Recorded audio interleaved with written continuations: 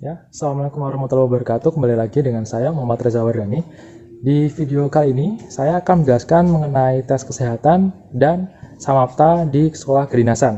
Apa saja tesnya, kemudian apa saja tips dan triks bagi Anda yang ingin melaksanakan tes. Akan saya coba bahas. Di sini adalah video pertama mengenai tes kesehatannya saja, kemudian di video selanjutnya mengenai tes samapta.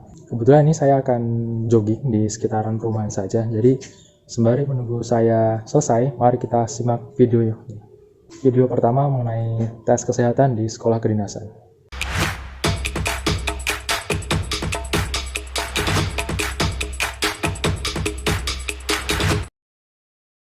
Tes kesehatan pada sekolah kedinasan.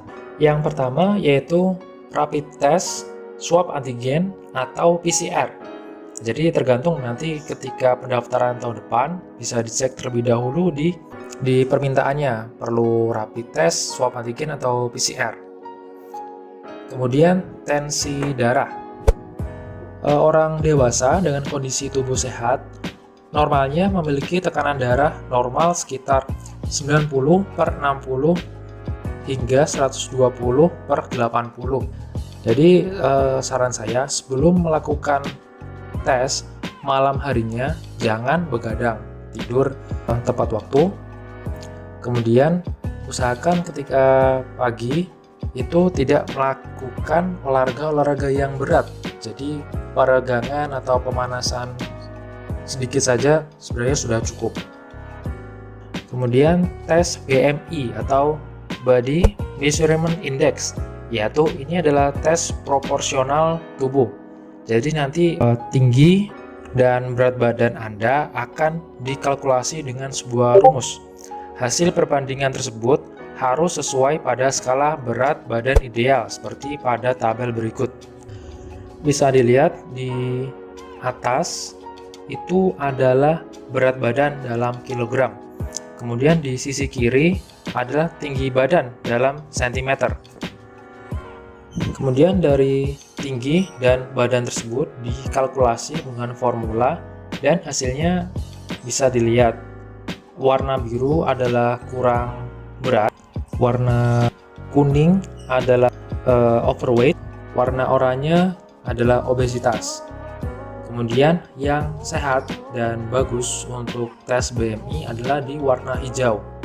Jadi bisa mulai dicek berat badan dan tinggi badan Anda apakah sudah proporsional atau belum. Kemudian tes mata, penglihatan dan buta warna. Untuk tes buta warna, Anda akan disuguhkan gambar seperti yang tertera. Anda akan diminta menyebutkan nomor yang ada di dalam lingkaran ini. Untuk tes penglihatan, Anda akan diminta untuk melihat tabel seperti yang tertera dari jarak 6 meter. Pada umumnya untuk mata normal itu bisa melihat sampai garis ke-6. Itu di atas garis warna hijau, itu untuk mata normal umumnya bisa melihat. Kemudian tes THT yang dilanjutkan dengan pemeriksaan gigi. Pada tes THT Anda akan diperiksa pada bagian telinga, hidung, dan rongga mulut.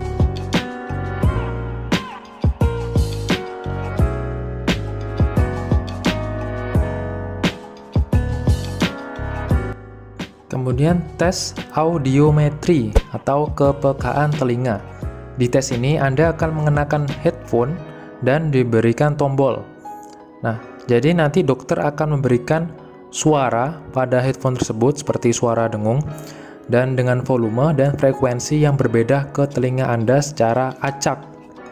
Jika Anda mendengar suara dengung, Anda harus menekan tombolnya. Kemudian tes EKG atau tes jantung.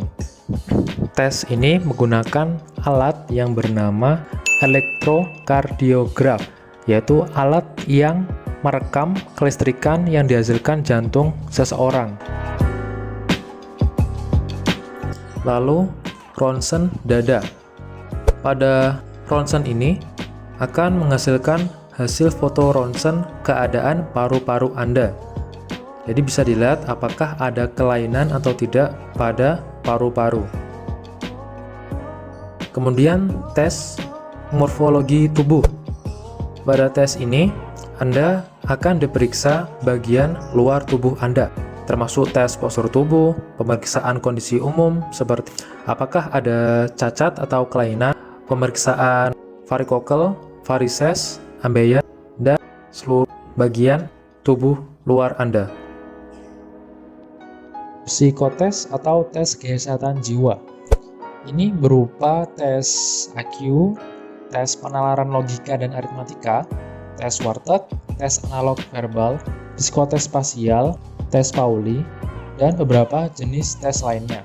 Untuk lebih jelasnya, silakan Anda bisa membeli buku-buku psikotes untuk tes akademik di sekolah kedinasan ataupun TNI Polri, karena itu semua sama. Bisa Anda cari di toko buku terdekat di kota Anda.